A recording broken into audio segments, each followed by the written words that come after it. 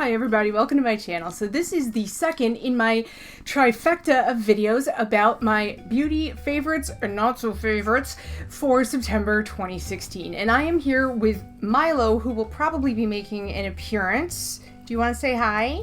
You want to say hi? Hello. He has insisted on being here for this filming. He was not about to let me sit here and talk to the magic camera box without making his presence known, and hopefully he does not make any sudden movements and knock everything over. You gotta remember, this is the cat that has set his own butt on fire twice with candles. 0% body awareness on this guy, so you're gonna stay there, right? You better just simmer down, okay, because I got some products to talk about. We'll see if he stays put or not.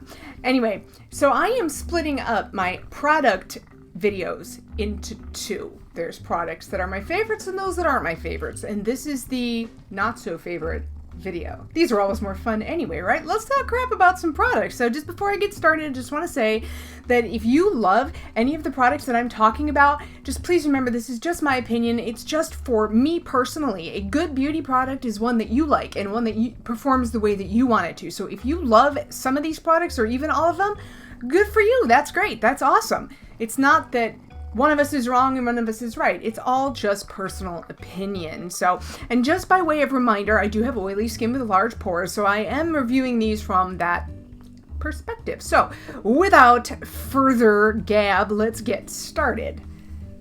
And this cat needs to stay in place. You need to stay in place, dude. Simmer down, fall asleep, dream of tuna. Okay, so number one, the Maybelline Fit Me Matte and Poreless Foundation. This is shade 110, which is porcelain. And as you can see, it actually is light enough for me, which is one of the reasons I bought it, because few foundations are. This is supposed to be a long-wearing foundation that is matte and that makes you appear poreless. Who wouldn't want that, right? Well, unfortunately, it does not deliver on these promises whatsoever. I found that it made my pores look bigger, that it was streaky, it was patchy, and the coverage was almost nil. I mean, it was worse than a BB cream. I really have had a very, very tough time getting this foundation to work. And I've tried it over a period of several weeks. I was trying it for, humid days, dry days. I was trying it like at various, times in my hormonal cycle. Because ladies, you know what I'm talking about. That matters. That some weeks of the month, your skin doesn't want to behave. And it wasn't due to any of these factors. It's just that this foundation and my skin do not get along at all. They're like when you bring two dogs into a room and they instantly hate each other. That's my skin and this foundation. So as much as, I commend Maybelline for producing these foundations in a myriad of skin tones, and there are some people that really love this, but I am not one of them. So unfortunately, it's time to put this to bed in the trash. Going on, a BB cream. This is the NYC Smooth BB Cream 5-in-1 Instant Matte. And it says that it has 5 benefits. Let's read what the 5 benefits are. It says, provide instant mattifying coverage, minimizes the appearance of pores and lines, beautifies and smooths skin, minimizes the appearance of skin imperfections, and brightens skin tone. Yeah. It does none of those things except mattify. It's thick, it's goopy, it's streaky, it's sunk down into my pores, and it feels very sticky on my skin. Now, it did mattify, and it mattified instantaneously, so when they're calling this instant matte, they're not lying, but I mean, it looked like I was wearing a layer of BB cream on my face. Right? And the point of wearing a BB cream is to make your skin look even toned without it being obvious that you're wearing anything. This was like just the opposite of that. So fortunately, I only paid like $3 or $4 for this, but it's heavy, it's goopy, it's just so bye-bye. Okay, next. Wet n Wild, the Photo Focus Setting Spray. It comes in this really cute bottle with the cute little like analog camera lens type cap. I don't hate this product. I just don't love it. If you have dry skin, or even if you have normal combination skin, you might be fine with this. my problem is that I need a setting spray that's going to keep me from looking like the Exxon Valdez situation. And this does not do that. So it did keep my makeup from fading. It did keep my makeup in place, but I found that I was having to blot quite a lot with this, which is not what I need from a setting spray. So I'm going to keep this up, you know, as a backup for emergencies. Like if all of a sudden, you know, I lose all my other setting sprays and I'm like, oh my God, I need a setting spray, I will use that, but it's definitely like my last choice backup. Moving on to the Flower Translucent Powder. Let me blind you with that metal thing. Yes. Okay, I purchased this because it looks really cool on the vanity, and I thought, well, you know, it's a translucent mattifying powder. How bad can it be? It's not terrible, but I found that it is so mattifying that what happens is when I put it on, literally, it feels like it's sucking all the moisture out of my skin, and I feel like a prune or something. Not a cute look at all, and then it just made me look not just matte, but almost it made my skin look dull, and you know there is a difference.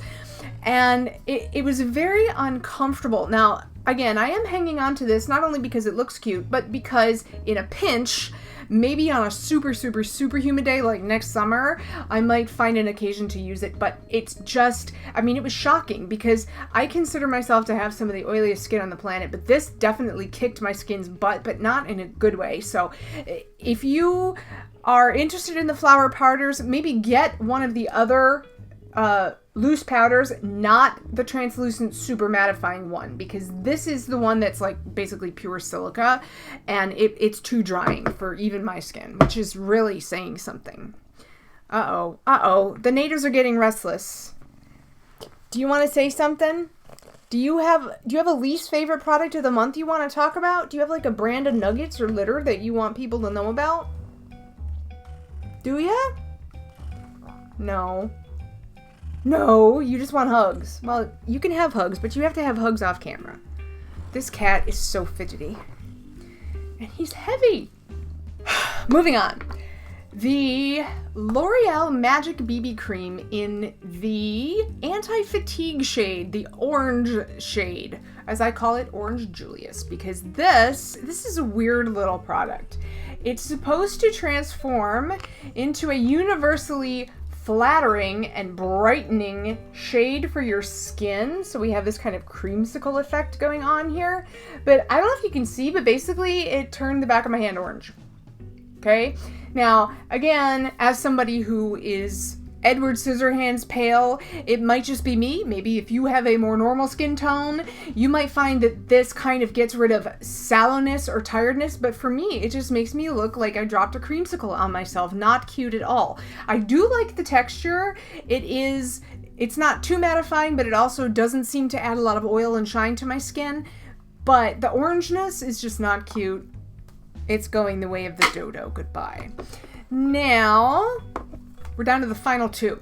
You remember, I think it was last month, I did a review of the Wet n Wild. Let me see if I can open it.